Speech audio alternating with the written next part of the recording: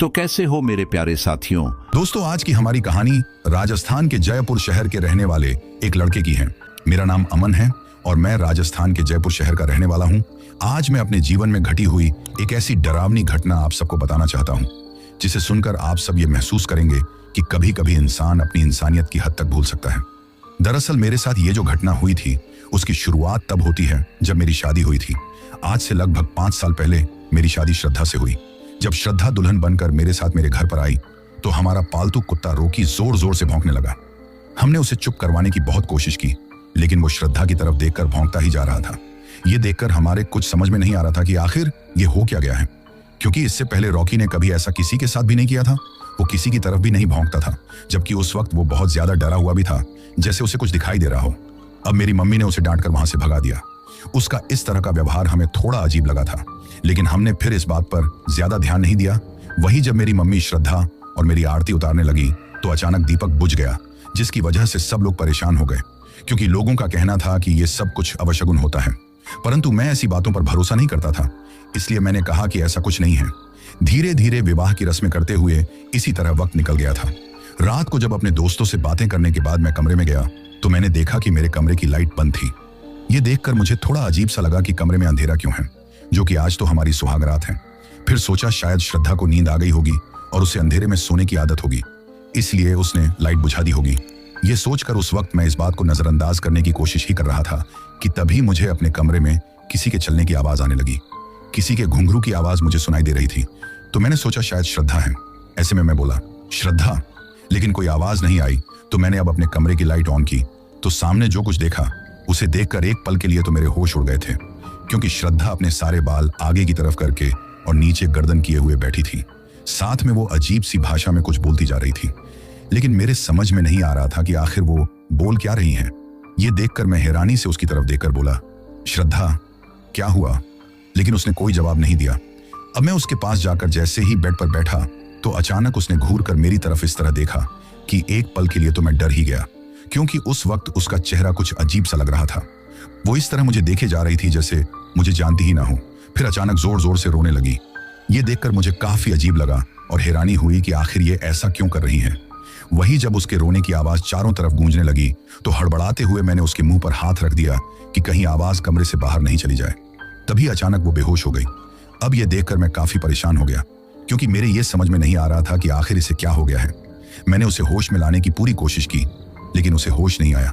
तो ये देखकर मैं, अब इससे पहले कि मैं किसी को इस बारे में कुछ बोलता, तभी करवट लेते हुए श्रद्धा ने मेरी तरफ आंखें खोलकर देखा और बोली, अरे आप कब आए? ये कहकर वो बेड पर बैठ गई और बोली, आपका इंतजार करते हुए कब मेरी आंख लग गई, मुझे पता ही नहीं चला। अब उसकी इस तरह की बातें सुनकर मैं और ज्यादा हैरान रह गया, क्योंकि कुछ देर पहले जो कुछ मैंने देखा था वो भी काफी हैरान कर देने वाला था, जबकि वो इस तरह बोल रही थी जैसे उसे कुछ पता ही ना हो। ऐसे में मैं बोला, जब तुम यहाँ बाल आगे करके बैठी हुई थी कमरे में, उस वक्त मैं यहाँ आया था। ये सुनकर वो हैरानी से बोली, मतलब? ये सुनकर मेरे कुछ समझ में नहीं आ रहा था, इसलिए मैं कुछ नहीं बोला। बस सोच रहा था कि कहीं सच में ही श्रद्धा की तबीयत खराब तो नहीं है। वैसे भी जब हमारा रिश्ता हुआ था तो श्रद्धा के बारे में मैंने काफी पूछताछ की थी, तो सब लोगों ने उसकी काफी तारीफें की थी। ऐसे में ये तो हो नहीं सकता कि इसकी दिमागी हालत ठीक ना हो। तो फिर ये सब कुछ शायद वो ऐसे ही मुझे डराने के लिए मजाक कर रही होगी, क्योंकि मैंने जिन भी लोगों से सुना था सबने बताया था कि वो काफी हंसमुख स्वभाव की हैं। ऐसे में मैंने इन बातों को नजरअंदाज कर दिया। उस वक्त मुझे इस तरह किसी सोच में डूबे हुए देखकर श्रद्धा बोली, क्या हुआ? तो मैं बोला, कुछ नहीं। फिर हम दोनों एक दूसरे से बातें करने लगे और एक दूसरे से प्यार करते हुए, बातें करते हुए धीरे धीरे इसी तरह वो रात गुजर गई। फिर सुबह लगभग 4 बजे हम दोनों की आंखें लगी और कुछ देर तक आराम किया। इसके बाद घर में जो बाकी की रस्में थीं वो होना स्टार्ट हो गई थी। ऐसे में धीरे धीरे दिन इसी तरह निकल गया था। वही हमारा कुत्ता रोकी जब भी श्रद्धा को देखता तो दूर से ही भौंकने लगता, उसके बिल्कुल भी पास नहीं आता था और डरते हुए इधर उधर भागने लगता। ये देखकर हमने सोचा शायद श्रद्धा इस घर में नई आई है, तो उसे देखकर ही ये ऐसा व्यवहार कर रहा होगा। लेकिन हमें क्या पता था कि इसके पीछे की बात कुछ और है। रात को अपने घर वालों से बात करने के बाद जब मैं अपने कमरे में गया तो कल की तरह कमरे की लाइट बंद थी। ये देखकर मैंने सोचा कि हो सकता है श्रद्धा कल की ही तरह मेरे साथ मजाक करने के मूड में हो, क्योंकि कल तो मैंने उसकी बातों पर ज्यादा ध्यान नहीं दिया था। मैं अभी यही सोच रहा था कि मुझे कमरे के फर्श पर कुछ चलता हुआ सा महसूस हुआ। जब मैंने उस तरफ देखा तो अंधेरे में मुझे दो सफेद चमकती हुई आंखें दिखाई दी। साथ में ही अजीब तरह की आवाज सुनाई देने लगी। ये देखकर मैं थोड़ा हैरान रह गया, लेकिन समझ में नहीं आया कि आखिर बात क्या है। ऐसे में अब मैंने जल्दी से जैसे ही कमरे की लाइट ऑन करने की कोशिश की तो अचानक मुझे ऐसा लगा जैसे किसी ने मेरे ऊपर झपट्टा मारा हो, और मैं सिर्फ एक बल्ब ही ऑन कर पाया था, जिसकी वजह से कमरे का सिर्फ 0 वॉट का बल्ब ऑन हुआ था। उसी के उजाले में मैंने जो कुछ देखा वो मेरे लिए काफी हैरान और परेशान कर देने वाला था, क्योंकि श्रद्धा जमीन पर अजीब तरीके से लेट रही थी और अजीब सी भाषा में कुछ बोले जा रही थी।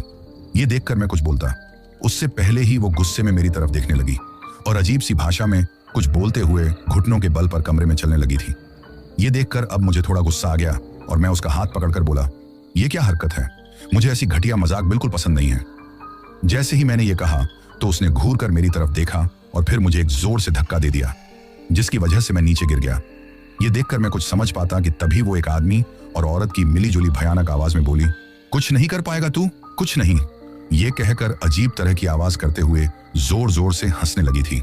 अब ये देखकर मैं तो कुछ समझ ही नहीं पा रहा था कि आखिर ये हो क्या रहा है। अब मैं कुछ बोलता, उससे पहले ही हमारे कमरे से बाहर घर में मुझे मेरी माँ की चिल्लाने की आवाज सुनाई दी। तो मैं हैरान रह गया कि आखिर हुआ क्या है।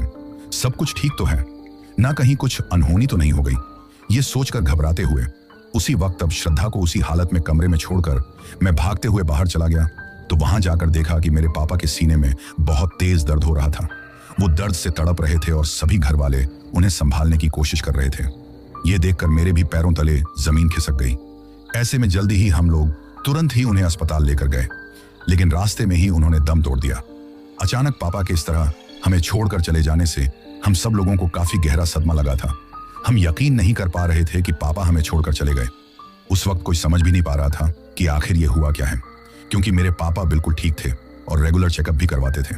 ऐसी कोई प्रॉब्लम भी नहीं थी। तो फिर अचानक ये सब कुछ, ये देखकर हर कोई बहुत ज्यादा दुखी था।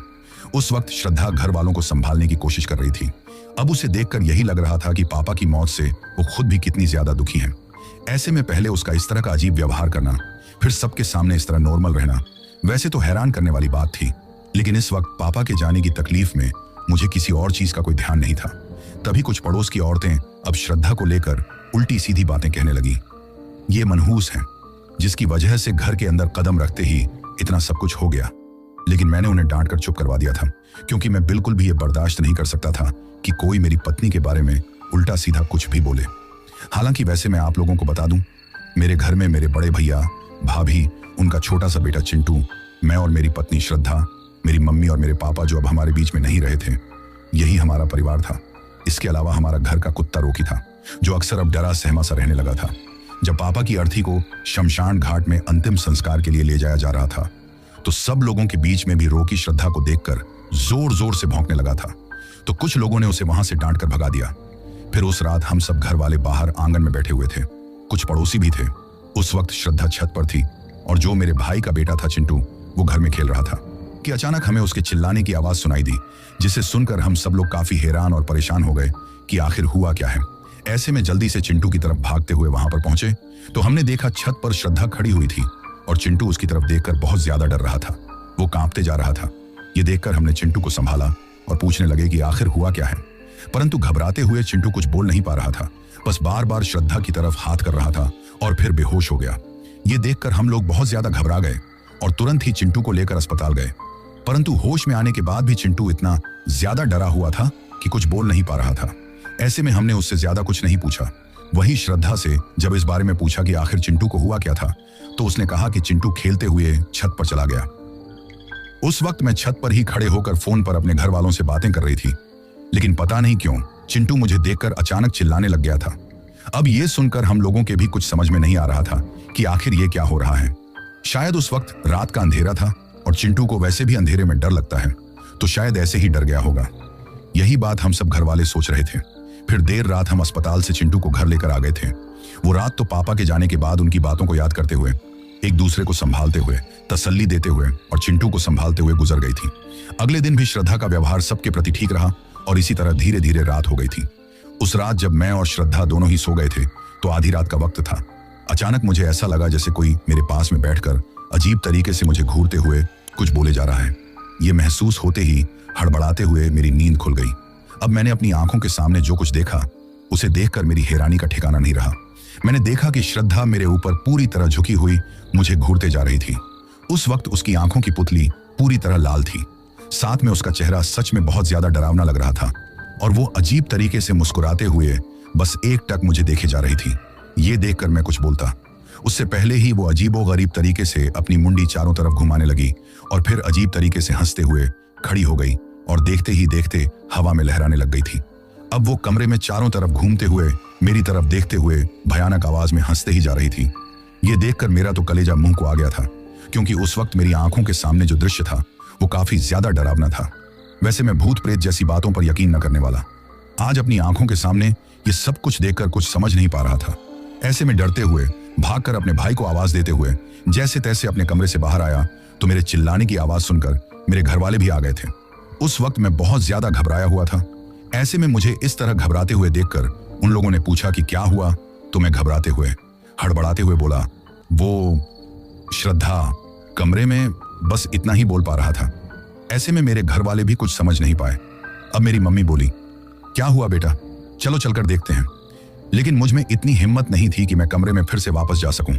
ऐसे में मेरे घर वाले जबरदस्ती ये कहकर कि देखते हैं क्या है, मुझे जैसे ही मेरे कमरे में लेकर आए तो अब मेरी हैरानी का ठिकाना नहीं रहा, क्योंकि अब श्रद्धा बिस्तर पर गहरी नींद में सो रही थी।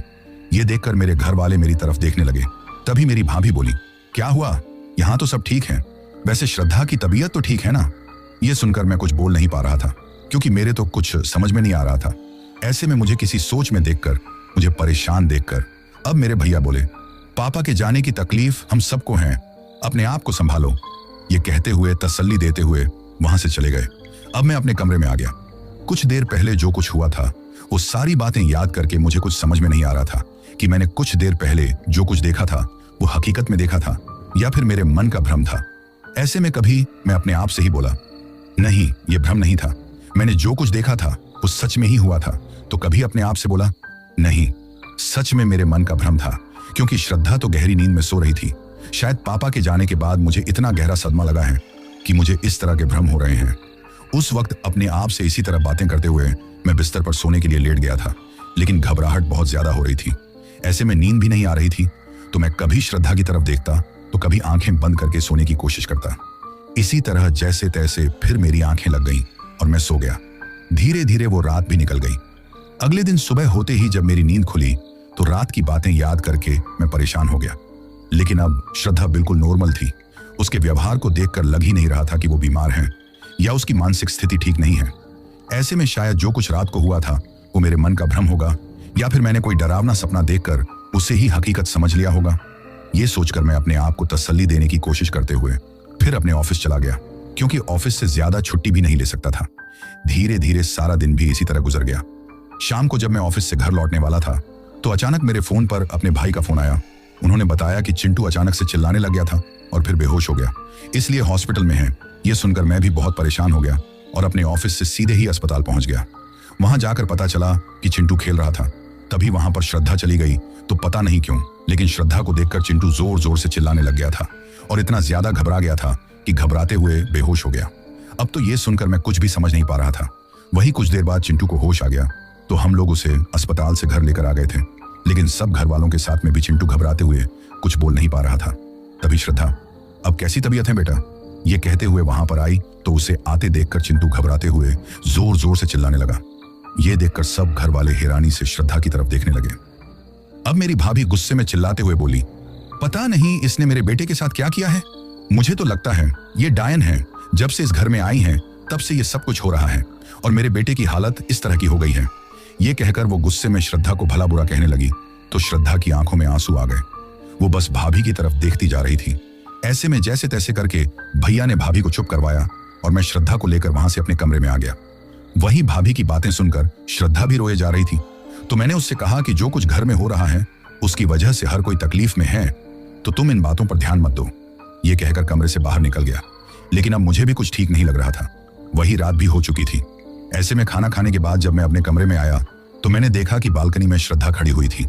उसकी पीठ मेरी तरफ थी, लेकिन अपने बाल आगे की तरफ करके और सिर झुकाए हुए वो वहां पर खड़ी हुई थी। उसे इस तरह खड़े हुए देखकर मैं बोला, क्या हुआ, यहां पर क्या कर रही हो? लेकिन उसने मेरी बात का कोई जवाब नहीं दिया। जब मैंने फिर से बोला, तुम यहां क्या कर रही हो, तो उसने अचानक घूरकर मेरी तरफ देखा।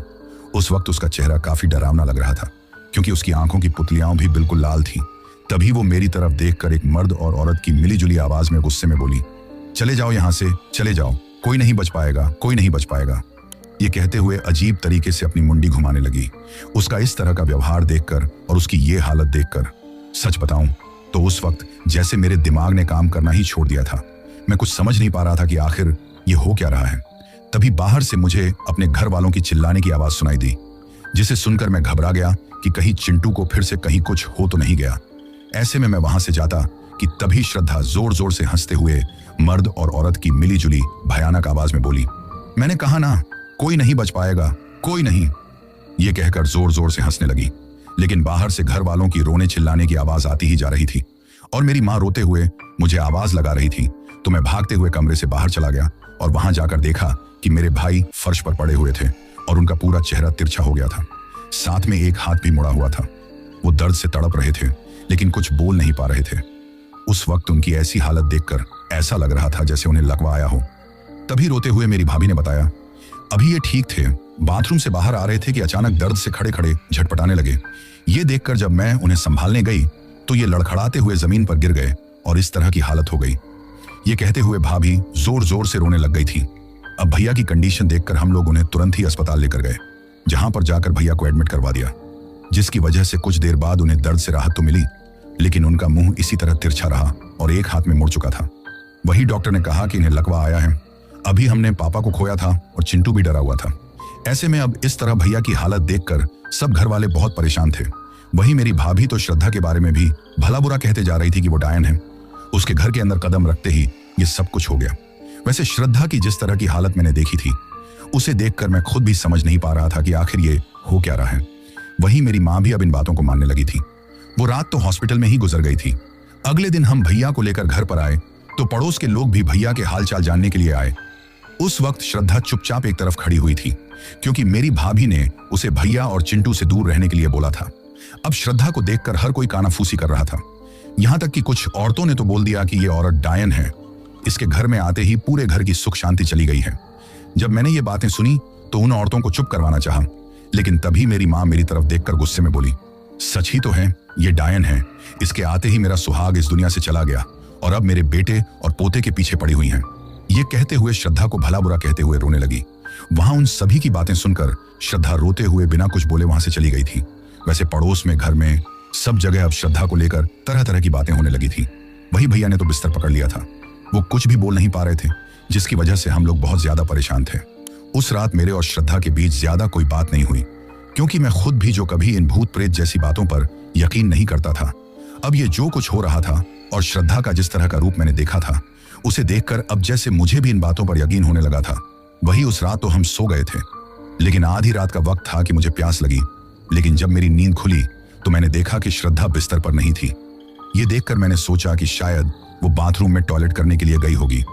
लेकिन तभी मुझे अपने कमरे की बालकनी का गेट खुला हुआ दिखाई दिया और साथ में ही कुछ अजीब सी आवाज भी सुनाई देने लगी। ये सुनकर मैं सोचने लगा कि आखिर इस वक्त बालकनी में श्रद्धा क्या कर रही है। शायद नींद नहीं आ रही होगी, इसलिए बालकनी में चली गई होगी।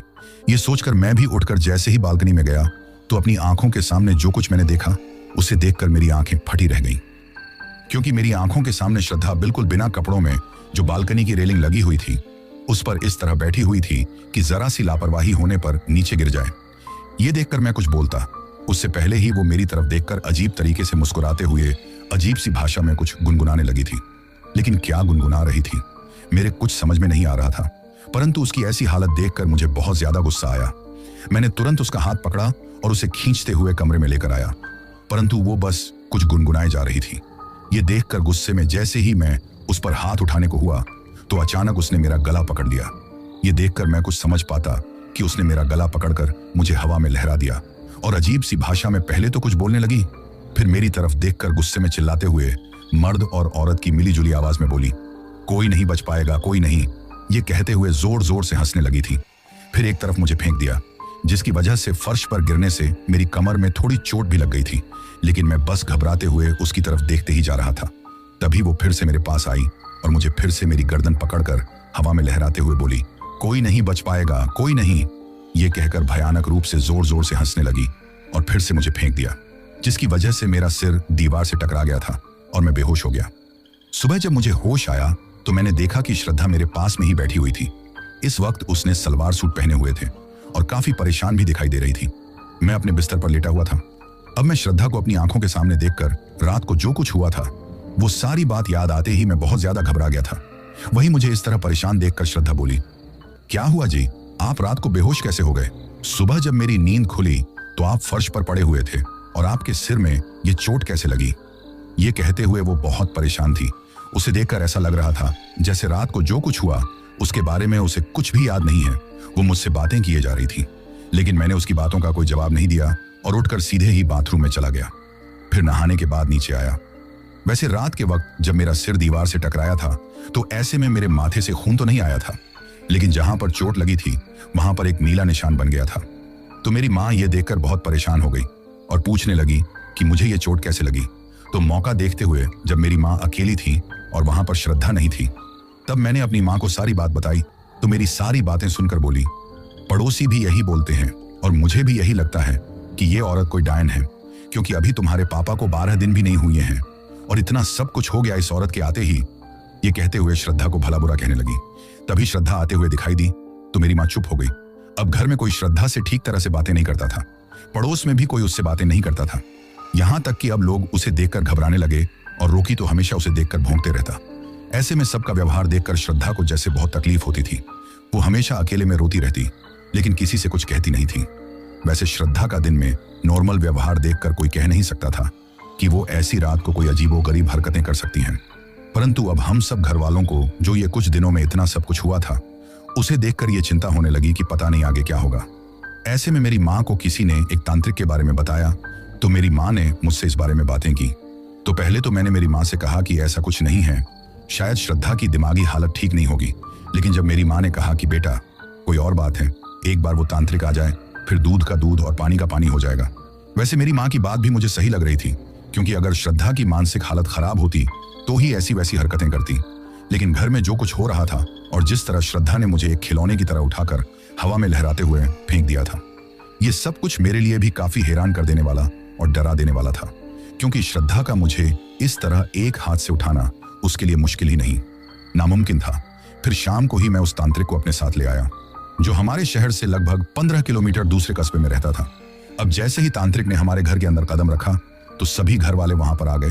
तो तांत्रिक घर में चारों तरफ देखने लगा, लेकिन तभी उसकी नजर श्रद्धा की तरफ गई, जो सीढ़ियों के पास खड़ी हुई अजीब तरीके से मुस्कुराते हुए जा रही थी।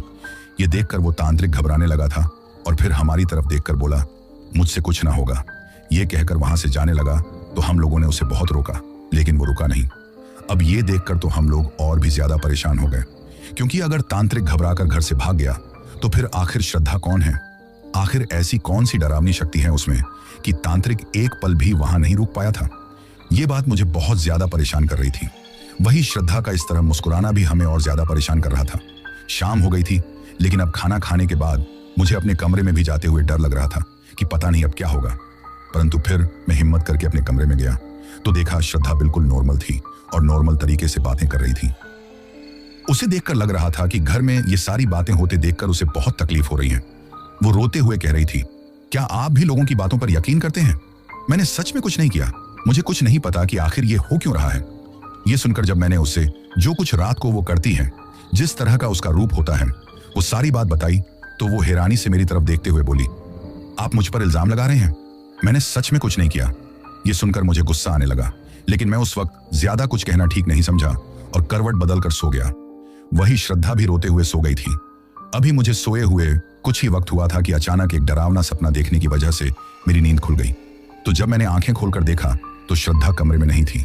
ये देखकर मैं परेशान हो गया और कल की बात याद आते ही मैं सोचने लगा कि चाहे जो हो, श्रद्धा की दिमागी हालत ठीक नहीं हो या कोई और बात हो, लेकिन अगर कल की तरह वो बिना कपड़ों की बालकनी में जाकर बैठ गई होगी या कहीं चली गई होगी, ऐसे में उसे अगर लोग देख लेंगे तो कितनी बातें बनाएंगे। ये सोचकर मैं श्रद्धा को ढूंढने लगा, परंतु वो बालकनी में नहीं थी। ऐसे में मैं जल्दी उसे पूरे घर में उसे ढूंढने लगा। इस बारे में मैं नहीं चाहता था कि घर में किसी को इस बारे में पता चले और कोई श्रद्धा को ऐसी देखे, इसीलिए मैं अकेले ही उसे ढूंढ रहा था। तब घर के बाहर हमारा जो छोटा सा गार्डन था, वहां जाकर जो कुछ मैंने देखा वो मेरे दिल दहला देने वाला था। वो दृश्य इतना ज्यादा डरावना था कि आज भी उन सब के बारे में सोचकर मेरी रूह कांप उठती है, क्योंकि उस वक्त मैंने देखा कि श्रद्धा बिल्कुल बिना कपड़ों की थी और उसके सामने हमारा कुत्ता रोकी मरा हुआ पड़ा था। ऐसे में वो अपने दोनों हाथों से उसे नोच नोच कर खाते जा रही थी। ये देखकर अब मुझ में इतनी हिम्मत नहीं थी कि मैं कुछ बोल सकूं, लेकिन फिर भी बड़ी मुश्किल से हिम्मत करके मैं बोला, श्रद्धा। जैसे ही मैंने ये कहा तो उसने घूर कर मेरी तरफ देखा। उस वक्त उसका पूरा चेहरा खून से सना हुआ था और आंखों की पुतली बिल्कुल लाल थी। अब मुझे देखकर वो अजीब तरीके से मुस्कुरा रही थी। उसके दोनों हाथों के नाखूनों से भी खून टपक रहा था और एक हाथ में मांस का टुकड़ा था, जिसे वो मेरी आंखों के सामने ही नोच नोच कर खाने लगी थी। अब ये देखकर मुझ में इतनी हिम्मत नहीं थी कि मैं वहां पर एक पल भी रुक पाऊं। ऐसे में मैं घबराते हुए वहां से अंदर की तरफ भागने लगा। उस वक्त मैं इतना ज्यादा डर गया था कि मैं अपने घर वालों को आवाज भी नहीं लगा पाया था और वहां एक पल भी नहीं रुक पाया था।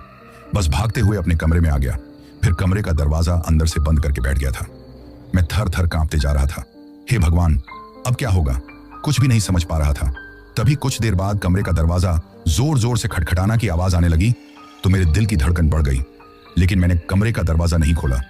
ऐसे में कुछ देर बाद आवाज आना बिल्कुल बंद हो गई और मैं वहीं दरवाजे के पास बैठा रहा और रात गुजरने का इंतजार करने लगा, क्योंकि अब एक एक पल गुजारना मेरे लिए बहुत मुश्किल हो रहा था। मैं बस कांपते ही जा रहा था। ऐसे में धीरे धीरे जैसे तैसे सुबह हुई तो हिम्मत करके मैं कमरे से बाहर आया तो मैंने देखा कि सब घर वाले अभी तक नींद से जागे नहीं थे। वही श्रद्धा कमरे के बाहर सलवार सूट पहने हुए सो रही थी। उस वक्त उसे देखकर कोई कह नहीं सकता था कि रात को उसने क्या किया है। तभी मेरे कदमों के आहट सुनकर उसकी नींद खुल गई, लेकिन अब उसे देखकर मुझे डर लगने लगा था। तभी वो मेरी तरफ देखकर बोली, रात को मुझे प्यास लगी तो पानी लेने के लिए रसोई में चली गई। फिर जब पानी का जग लेकर रसोई में से आई तो अचानक मेरे सिर में दर्द हुआ और मैं बेहोश होकर गिर गई। फिर जब मुझे होश आया और मैं कमरे में गई तो कमरे का दरवाजा अंदर से बंद था। मैं कितना दरवाजा खटखटाया, आपने दरवाजा क्यों नहीं खोला? वो मुझसे ये बोलते जा रही थी, लेकिन मैं कुछ भी नहीं बोल पा रहा था। मेरी आंखों के सामने तो बार बार रात की ही बात आ रही थी। तभी मुझे किसी की चिल्लाने की आवाज सुनाई दी तो मैं और श्रद्धा भागते हुए उस तरफ गए तो देखा मेरी माँ घबराते हुए बाहर गार्डन में देखते जा रही थी, क्योंकि सामने हमारा कुत्ता रोकी मरा हुआ पड़ा था, जिसे जगह जगह से नोच कर खाया हुआ था। वैसे मुझे पता था कि यह सब कुछ श्रद्धा ने किया है। वहीं मेरी माँ घबराते हुए कुछ नहीं बोल पा रही थी। तभी भाभी भी वहां पर आ गई। ऐसे में हमारी आवाज सुनकर कुछ पड़ोसी भी अपने घरों से देखने लगे थे और कुछ पड़ोसी हमारे घर पर आ गए थे। उस वक्त कुत्ते की हालत देखकर साफ अंदाजा लगाया जा रहा था कि उसे कितनी बेरहमी से नोचा गया है। ऐसे में और लोगों को यह यकीन भी नहीं सकता कि पड़ोस के घर से कोई जंगली जानवर आ जाए या कुछ और हो जाए। लोग इसी बारे में बातें कर रहे थे। उस वक्त हर किसी की नजर श्रद्धा की तरफ थी, लेकिन अब घबराहट की वजह से जैसे कोई कुछ बोल नहीं रहा था, क्योंकि श्रद्धा के नाम से ही सबको डर लगने लगा था। अब इतना सब कुछ होने के बाद मुझे इस बारे में क्या बोलूं, कुछ समझ में नहीं आ रहा था, लेकिन मैं घर में भी एक पल नहीं रुकना चाहता था। ऐसे में घर से बाहर जाकर एक दुकान पर बैठ गया। वहां पर भी इसी बारे में बातें हो रही थी, यहां तक कि दुकान पर कुछ पड़ोसी के साथ और घर में मेरी माँ ने भी मुझे अकेले में ये बोल दिया कि मैं उस श्रद्धा को तलाक दे दूं, क्योंकि अगर वो घर में रहेगी तो धीरे धीरे सब लोगों की जान ले लेगी। ऐसी बहुत सारी बातें मुझे कभी अपनी माँ से तो कभी भाभी से तो कभी पड़ोसियों से सुनने को मिल रही थी। ऐसे में मेरा दिमाग काम नहीं कर रहा था कि मैं क्या करूं। उस वक्त मुझे तो ऐसा लगने लगा था जैसे मैं अपना दिमागी संतुलन न खो दूं। वैसे चाहे श्रद्धा के साथ मेरी अरेंज मैरिज हुई थी, लेकिन मैं उससे बहुत प्यार करता था। ऐसे में इस तरह उसे छोड़ देना भी मुझे ठीक नहीं लग रहा था। मैं जब भी उसके सामने जाता तो उसकी मासूमियत देखकर, उसे इस तरह रोते हुए देखकर मेरा दिल पिघल जाता, लेकिन जब रात की बातें याद करता तो घबराहट होने लगती। ऐसे में मैं बहुत ज्यादा परेशान हो गया कि क्या करूं, कुछ समझ में नहीं आ रहा था। मैंने कुछ तांत्रिकों से इस बारे में बातें की, लेकिन कोई भी मेरी हेल्प करने के लिए तैयार नहीं हुआ। ऐसे में कोई रास्ता नजर नहीं आ रहा था जिससे सब कुछ ठीक हो जाए। वहीं मेरे भैया की हालत भी बिल्कुल वैसे ही बनी हुई थी। उन्होंने तो पूरी तरह बिस्तर पकड़ लिया था। हर काम के लिए वो दूसरों पर निर्भर रह गए थे। वही अगले कुछ दिनों तक सब कुछ ठीक रहा है। ऐसे में जो मेरे पापा का 12वां और जो क्रियाक्रम थे, सब कुछ हो गया था। अब घर में ऐसी कोई घटना ही नहीं हुई, परंतु जो कुछ हुआ था उसकी वजह से हर कोई घबराया हुआ था। लेकिन शायद अब ऐसा कुछ ना होगा, यही हम लोग सोच रहे थे। तभी एक रात कुछ ऐसा हुआ जिसे देखकर मेरा कलेजा ही मुंह को आ गया था। उस रात जब मैं और श्रद्धा सो रहे थे तो आधी रात का वक्त था। अचानक किसी के रोने की आवाज सुनकर मेरी नींद खुली। अब आंखें खोलकर मैं कुछ समझ पाता। उससे पहले ही अपनी आंखों के सामने छत के पंखे से उल्टी लटकी हुई श्रद्धा को देखकर मेरे होश उड़ गए। वो अजीब तरीके से मुझे घूरते हुए देखे जा रही थी। उस वक्त उसकी लाल चमकती हुई आंखें देखकर मैं थर थर कांपने लगा कि पता नहीं अब क्या होगा। और तभी अचानक श्रद्धा हवा में लहराने लगी और फिर नीचे गिर गई। अब मुझे श्रद्धा के रोने की आवाज सुनाई दी, लेकिन वो रोते, कुछ बोलने की कोशिश करते हुए भी कुछ नहीं बोल रही थी। और अचानक फिर वो जोर जोर से हंसने लगी और एक मर्द और औरत की मिली जुली भयानक आवाज में बोली, सब मरोगे, कोई जिंदा नहीं बच पाएगा। ये कहकर फिर जोर जोर से हंसने लगी थी। ये देखकर अब तो मैं इतना ज्यादा डर गया कि एक पल भी वहां रुके बिना ही भागते हुए कमरे से बाहर आ गया। उस वक्त मेरे चिल्लाने की आवाज सुनकर मेरी भाभी और मेरी माँ भी भागते हुए अपने अपने कमरों से बाहर आ गई थी। वे दोनों मुझे घबराए देखकर कुछ बोलती उससे पहले ही श्रद्धा जानवरों की तरह घुटनों के बल चलते हुए अपनी मुंडी को अजीबोगरीब तरीके से घुमाते हुए कमरे से बाहर आने लगी। उस वक्त भी उसकी आंखों की पुतली बिल्कुल लाल थी और वो अजीब तरीके से मुंडी घुमाते हुए चल रही थी। ये देखकर मेरी भाभी और मेरी माँ दोनों के होश उड़ गए। वैसे अब तक जो कुछ हो रहा था वो तो मैंने अपनी आंखों से देखा था, लेकिन आज मेरी माँ और मेरी भाभी पहली बार श्रद्धा का ऐसा रूप देखकर दोनों थर थर कांपने लगी थी। तभी श्रद्धा ने अचानक मेरी भाभी के ऊपर झपट्टा मारा, जिससे भाभी फर्श पर गिर गई। तो उसके सीने पर बैठकर श्रद्धा ने उसका गला पकड़ लिया था, जिससे उसकी सांसें भी उखड़ने लगी थी। उस वक्त मेरी भाभी बहुत ज्यादा डर गई थी। तभी मेरी माँ भागते हुए मंदिर में गई और वहां से गंगा जल लेकर आई। फिर उन्होंने जैसे ही श्रद्धा के ऊपर गंगा जल मारा, वैसे ही श्रद्धा जोर जोर से दर्द से छटपटाते हुए चिल्लाने लगी और फिर अचानक बेहोश हो गई। अब तो हम सब लोग बहुत ज्यादा डरे थे। अब श्रद्धा बेहोशी की हालत में फर्श पर पड़ी थी, लेकिन किसी की इतनी हिम्मत नहीं थी कि अब श्रद्धा के पास जा सके या उसे बिस्तर तक ले जा सके। ऐसे में तभी मेरी माँ ने हमसे कुछ कहा तो मैंने श्रद्धा को ले जाकर अपने कमरे में बेड पर लिटा दिया और फिर एक रस्सी से कसकर उसके हाथ पैरों को बांध दिया। फिर कुछ देर बाद जब श्रद्धा को होश आया तो वो छटपटाने लगी और हमसे खोलने के लिए कहने लगी। उस वक्त उसकी तकलीफ देखकर पता नहीं क्यों, लेकिन मुझे तकलीफ होने लगी थी, लेकिन मेरी माँ ने मुझे साफ मना कर दिया उसे खोलने के लिए। तो वो रोते हुए बोली, आखिर हम लोगों ने उसे ऐसे क्यों बांधा है? लेकिन हम कुछ नहीं बोले। अब मेरी माँ मेरी तरफ देखकर बोली, कल ही उन्होंने अपनी एक सहेली से इस बारे में बातें की थी और उनकी सहेली ने अपने किसी गुरु के बारे में बताया था जो यहाँ आकर सारी सच्चाई बता देंगे। तो मैंने उन्हें यहाँ आने के लिए बोल दिया। ऐसे में अब वो अपने गुरु को लेकर आ जाएगी। ये कहकर माँ ने अपनी सहेली से फोन पर बातें की और उन्हें तुरंत ही अपने गुरुजी को लेकर आने के लिए कहा। वैसे मेरी माँ की सहेली पास के ही शहर में रहती थी। फिर हम लोग श्रद्धा को कमरे में बंद करके दरवाजे को बाहर से लॉक करके बाहर आकर बैठ गए थे। उस वक्त श्रद्धा से रोते हुए चिल्ला रही थी, अपने आप को खोलने की हमसे विनती कर रही थी, लेकिन उसकी तकलीफ देखकर भी हमने दरवाजा नहीं खोला, क्योंकि हमें पता था कि उसे खोलकर हमें खुद के लिए खतरा मोल ले लेंगे। साथ में यह भी डर सता रहा था कि कहीं ऐसा ना हो जब तक गुरुजी आए तब तक श्रद्धा हमारे साथ कुछ गलत ना कर दे। ये सोचकर अब मन ही मन बस भगवान से सब कुछ ठीक रहने की प्रार्थना कर रहे थे। साथ में ये सोचकर भी घबराहट हो रही थी कि कहीं पहले आए तांत्रिक की तरह ये गुरुजी भी यहाँ आकर वापस ना लौट जाए और श्रद्धा इसी तरह की हरकतें करके हमें कोई बड़ी तकलीफ ना दे दे। उस वक्त एक एक पल गुजारना हमारे लिए बहुत मुश्किल हो रहा था। हर पल एक अनहोनी का सा डर हमें सताते जा रहा था कि पता नहीं कब क्या हो जाए। लगभग 3 घंटे बाद मेरी माँ की सहेली पूनम मौसी एक गुरु को लेकर वहां आई तो हमने देखा गुरुजी वो एक साधारण से इंसान थे, जिनके माथे पर एक चंदन का टीका लगा हुआ था, गले में एक बड़ी से रुद्राक्ष की माला थी और सफेद कलर के साधारण कपड़े पहने हुए थे। उनके सफेद दाढ़ी और सफेद बाल थे। उनके आते ही हम सब लोगों ने हाथ जोड़कर उन्हें प्रणाम किया। उस वक्त भाभी को तो इतनी सुध बुध भी नहीं थी कि वो उठकर उन्हें प्रणाम भी कर सके। वो बहुत ज्यादा डरी हुई थी। वही अब गुरु को हमने जो कुछ हो रहा था शुरू से लेकर अंत तक की सारी बातें बता दी, जिसे सुनकर उन्होंने पहले तो पूरे घर में चारों तरफ देखा, फिर हमारे साथ उस कमरे में गए जहां पर हमने श्रद्धा को हाथ पैर बांध कर रखा हुआ था। अब कमरे का दरवाजा खोलते ही श्रद्धा गुस्से में चीखने चिल्लाने लगी और अजीब सी भाषा में बोली, खोलो मुझे वरना कोई नहीं बचेगा, खोलो मुझे। ये कहते हुए वो छटपटाने लगी थी। ये देखकर ही हम सब घर वालों को बहुत ज्यादा घबराहट होने लगी। तो गुरुजी ने आंखों के इशारे से हमें शांत रहने के लिए कहा। फिर गुरुजी ने श्रद्धा की तरफ देखते ही आंखें बंद की और फिर मन ही मन में कुछ बोलते हुए आंखें खोली। अब गुरुजी को देखते ही श्रद्धा गुस्से में चिल्लाते हुए बोली, तू कुछ नहीं कर पाएगा मेरा, चला जा यहां से, कुछ नहीं कर पाएगा। ये कहते हुए वो अपनी पूरी कोशिश करने लगी उस रस्सी को तोड़ने की, लेकिन कुछ नहीं कर पा रही थी। वही गुरुजी बिल्कुल शांत थे, उन्होंने कुछ नहीं कहा। फिर कुछ देर बाद मेरी तरफ देखकर उन्होंने कुछ जरूरी सामान जल्दी से बाजार से लाने के लिए कहा। तो मैं भागते हुए सामान लेकर आ गया तो मेरी माँ रोते हुए बोली, गुरुजी इस डायन से हमें छुटकारा दिला दो, इसने हमारा जीना हराम कर दिया है, मेरा सुहाग हमसे छीन लिया, अब मेरे बेटों के पीछे पड़ी हुई है। ये सुनकर गुरुजी हम सबकी तरफ देखते हुए बोले, गलत बोल रहे हो तुम, ये बच्ची डायन नहीं है, ये तो साक्षात लक्ष्मी का रूप है। जहां इसके कदम पड़ते हैं वही खुशियां बढ़ जाती हैं, लेकिन अब इसकी किस्मत ही खराब है कि इसके साथ इतना सब कुछ हो गया। ये सुनकर हम लोग हैरानी से एक दूसरे की तरफ देखने लगे तो गुरुजी बोले, घबराओ मत, सच्चाई अपने आप ही कुछ देर में सामने आ जाएगी।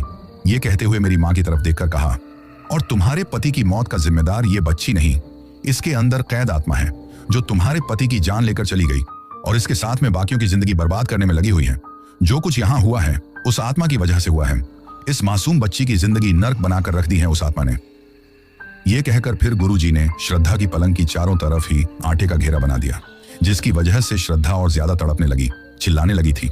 फिर रोते हुए मेरी तरफ देखकर बोली, आप लोगों ने मुझे इस तरह क्यों बांध रखा है? आप तो खोल दीजिए ना मुझे। ये कहते हुए वो रो रही थी तो मुझे बहुत तकलीफ हो रही थी। अब गुरुजी ने एक कलावा डोरा लेकर श्रद्धा के हाथ पैरों में बांध दिया तो वो दर्द में तड़पने लगी। फिर उसकी मर्द और औरत की मिलीजुली आवाज घर में चारों तरफ हमें सुनाई देने लगी। धीरे धीरे उसकी आंखों की पुतली भी बिल्कुल लाल हो गई। तो गुरुजी उसकी तरफ देखकर बोले, बताओ कौन हो तुम और यहां क्यों आई हो, बताओ। लेकिन श्रद्धा कुछ बोलने को तैयार नहीं थी। वो गुस्से में अपने आप को छुड़ाने के लिए छटपटा रही थी, चिल्ला रही थी। उस वक्त भैया तो अपने कमरे में थे। चिंटू को और भाभी को भी मम्मी ने अपने कमरे से बाहर आने से मना कर दिया था, क्योंकि ये सब कुछ देखकर वो लोग और ज्यादा घबरा जाते हैं। अब गुरुजी ने कुछ चावल के दाने हाथ में लिए और फिर मन ही मन में मंत्र बोलते हुए चावल के दानों को श्रद्धा के ऊपर फेंका तो वो दर्द से इस तरह छटपटाने लगी जैसे उसका पूरा शरीर आग में जल रहा हो। वो तड़पते हुए बोली, छोड़ दो मुझे, जाने दो। ये सुनकर गुरुजी बोले, बताओ कौन हो तुम, अगर नहीं बताओगी तो इसी तरह तड़पती रहोगी। ये कहते हुए फिर से कुछ चावल के दाने मंत्र फूंक कर उसकी तरफ फेंके तो वो दर्द से चिल्लाते हुए रोते हुए बोली, मैं रुद्राली हूं, यहां से चली जाऊंगी, लेकिन मुझे छोड़ दो। अब श्रद्धा के मुंह से ये सुनकर हम लोग एक दूसरे की तरफ हैरानी से देखने लगे, लेकिन कुछ नहीं बोले। वही श्रद्धा रोते हुए यही बोल रही थी, बता दिया ना मैं रुद्राली हूं, तो अब मुझे छोड़ दो। ये सुनकर गुरुजी बोले, कौन रुद्राली? तो उन्होंने बताया कि कुछ सालों पहले वो अपने मायके जा रही थी तो एक्सीडेंट की वजह से उनकी मौत हो गई थी। ऐसे में उनकी आत्मा इधर उधर भटकने लगी थी। तब एक तांत्रिक ने उनकी आत्मा को कैद करके उन्हें सिद्ध कर लिया और फिर ये कहते हुए उन्होंने जो सच्चाई हमें बताई उसे सुनकर तो हम सब भी काफी हैरान रह गए।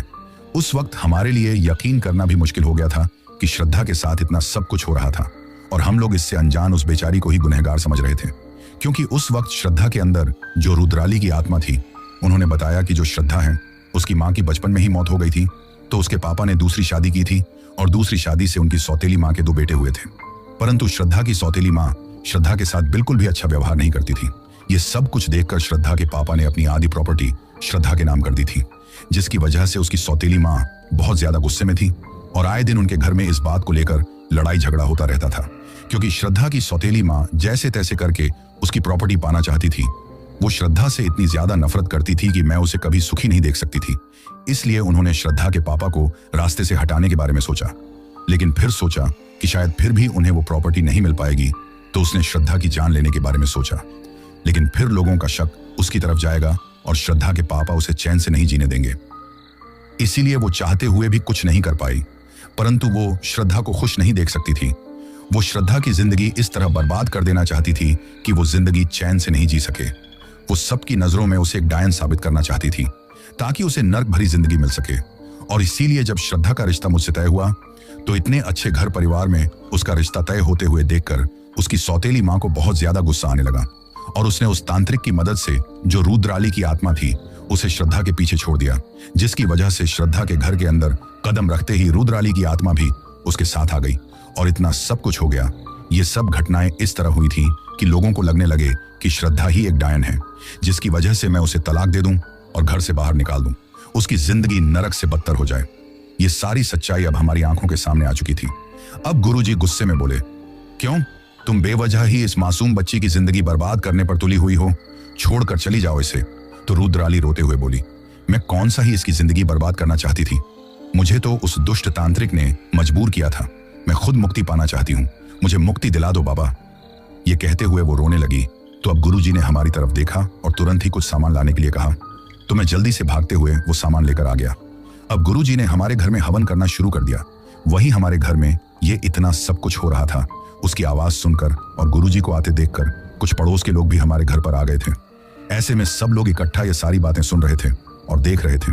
फिर जैसे जैसे मंत्रों की आवाज रुद्राली के कानों में पड़ने लगी तो वो तड़पने लगी थी।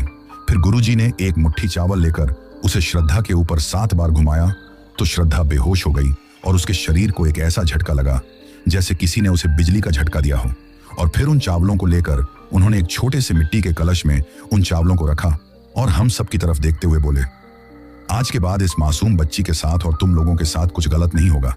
ये आत्मा तुम लोगों को आज के बाद कभी परेशान नहीं करेगी, क्योंकि मैंने उस रुद्राली की आत्मा को इस कलश में कैद कर लिया है। अब मैं कल ही जाकर इसे हरिद्वार के गंगा जल में जाकर विसर्जित कर दूंगा, जिससे इसकी आत्मा को हमेशा के लिए मुक्ति मिल जाएगी और इसे एक नया जन्म मिलेगा। ये कहकर गुरुजी वहां से चले गए। फिर कुछ देर बाद श्रद्धा को होश आ गया। उसके साथ क्या हुआ है उसे कुछ पता नहीं था। वही मेरे घर वाले और वहां इकट्ठा पड़ोस के लोग भी अब उसकी हालत देखकर कुछ नहीं बोल पाए थे, क्योंकि अब तक जो कुछ हुआ था उसकी वजह से उन्होंने श्रद्धा को काफी तकलीफ दी थी। परंतु अब सारी सच्चाई सामने आ चुकी थी। अब धीरे धीरे दिन गुजरने लगे और गुरुजी के जाने के बाद उसके बाद श्रद्धा ने ऐसी कोई हरकत नहीं की। इसके साथ में ही मेरे घर वालों का व्यवहार भी उसके साथ ठीक हो गया था। वही मेरे भैया की हालत भी धीरे धीरे ठीक होने लगी थी। ऐसे में एक दिन ऐसा आया कि भैया पूरी तरह ठीक हो गई और चिंटू, जो पहले श्रद्धा को देखकर घबराता था, क्योंकि चिंटू को श्रद्धा के पीछे रुद्राली की आत्मा दिखाई देती थी, अब चिंटू भी धीरे धीरे श्रद्धा से घुलने मिलने लगा। परंतु ये जो कुछ हुआ था उसकी वजह से श्रद्धा को एक ऐसी तकलीफ मिली थी कि घर परिवार ने तो उसे अपना लिया था, लेकिन पड़ोस के कुछ लोग आज भी उसे एक डायन ही समझते हैं। उससे बात करने से कतराते हैं, जिसकी वजह से उसे बहुत तकलीफ होती है और हमें भी बहुत तकलीफ होती है। कहते हैं औरत का दामन एक सफेद कागज की तरह होता है, जिस पर अगर एक बार कुछ लिख दिया जाए तो मिटाने पर निशान रह ही जाते हैं। क्योंकि श्रद्धा के साथ जो हुआ था उसमें वो बेकसूर थी, लेकिन जो कुछ हुआ था उसकी वजह से लोग अब भी उसे गलत समझते हैं। एक सौतेली मां के लालच की वजह से श्रद्धा की जिंदगी पूरी तरह बर्बाद होते होते बच गई थी। वैसे आज भी ये बात मुझे और मेरे घर वालों को सोचने पर मजबूर कर देती है कि कभी कभी लालच में इंसान अपनी इंसानियत इस कदर भूल जाता है कि वो दूसरे इंसान के साथ क्या कर रहा है, उसे जैसे कुछ होश नहीं रहता। परंतु कहते हैं कि भगवान सब कुछ देखता है और हर इंसान को उसके कर्मों की सजा देता है। श्रद्धा की सौतेली मां ने जिस प्रॉपर्टी को पाने के लिए ये सब कुछ किया था वो तो उसे मिल गई थी, पर अब वो अक्सर बीमार रहती है। एक पल का भी उसे अपने जीवन में कोई सुकून नहीं है, क्योंकि शायद उसे उसके कर्मों का फल भुगतना पड़ रहा है। इसलिए ही तो कहते हैं कि कभी किसी के साथ बुरा करके खुश नहीं होना चाहिए, क्योंकि अच्छे हो या बुरे कर्म लौट कर जरूर आते हैं। तो दोस्तों, ये थी हमारी आज की कहानी। Thanks for watching.